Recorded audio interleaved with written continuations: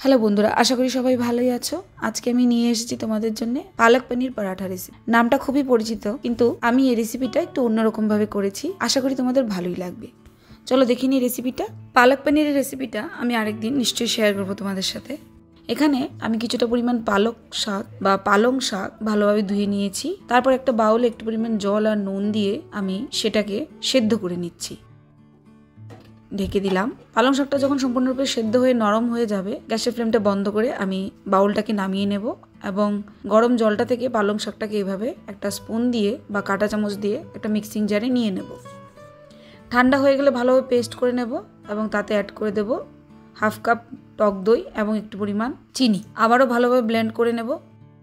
বাউলে নিয়ে নিয়েছি 2 কাপ পরিমাণ আটা, দিয়ে দিয়েছি স্বাদ মতো নুন এবং চিনি, তারপর দিয়ে দিয়েছি সেই পালক শাকের মিক্সচারটা। এবার আস্তে আস্তে ভালোভাবে আমি সবকটা উপকরণ একসাথে মিশিয়ে একটা ডো তৈরি করব। এখানে আমি জল ব্যবহার করছি না, প্রয়োজনে আমি একটু টক দই এক্সট্রা ইউজ করছি এবং ভালোভাবে টক দইটাকে আটার সাথে মিশিয়ে একটা মোটামুটি টাইট ডো আমি তৈরি করছি। 20 মিনিটের জন্য রেখে দেবো। এবার একটা বাউল নিয়ে নিয়েছি, তাতে আমি একটা পনিরের টুকরোকে গ্রেট করে নিচ্ছি। মোটামুটি যতটা মিহি করে গ্রেট করা যায় আমি করে নিলাম।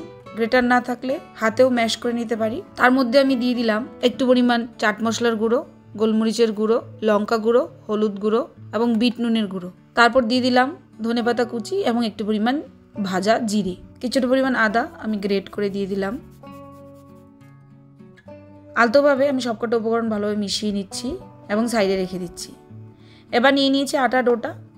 দেখে নাও আটা ডোটা মোটামুটি সফট হয়ে গেছে, বাট এখনও একটু টাইট আছে। তো আমি হাতে একটু ভালোভাবে আবার মেখে নিচ্ছি এবং সেখান থেকে ছোট ছোট পোর্শন নিয়ে এরকম গোল বানিয়ে নিচ্ছি।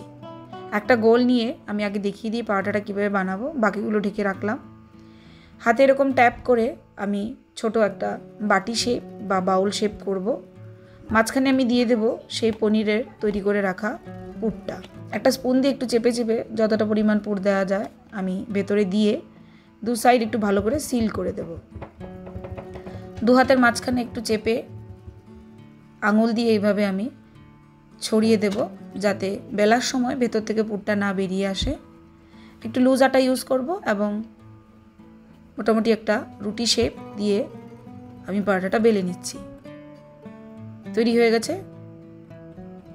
এবার সবকটা আটা ডোর যে বল বানিয়েছিলাম সবকটাকে আমি এরকম বাটি শেপ বা বাউল শেপ দিয়ে তার মধ্যে পুরগুলো দিয়ে দিলাম।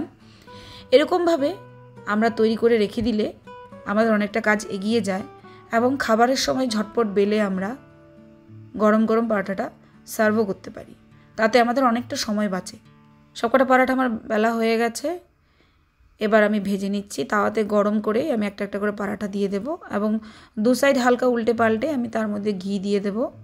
ঘি না থাকলে অয়েলও দেওয়া যেতে পারে, তবে ঘিতেই পরোটাটা বেশি স্বাদ লাগে। ঘিয়ের পরিমাণ যার যেরকম পছন্দ সেরকম। আমি মোটামুটি পরিমাণ ঘি দিয়েই পরোটাগুলোকে ভেজে নিচ্ছি। দেখো পরোটাটা কীরকম ফুলে গেছে, সুন্দর সফট তুলতুলে হয়েছে। বোথ সাইড মোটামুটি ভালোভাবে ফ্রাই হয়ে গেলে তুলে নেব। বেশিক্ষণ ভাজবো না, তাতে পরোটা শক্ত হয়ে যেতে পারে। তৈরি হয়ে গেছে আমার পালক পনির পরোটা। পরোটাটা তুলে নিলাম এবং গরম গরম আমি সার্ভ করব। আশা করি বন্ধুরা তোমাদের এই রেসিপিটা ভালো লেগেছে। নিশ্চয়ই ট্রাই করবে এইভাবে এবং আমাকে জানাবে। ধন্যবাদ।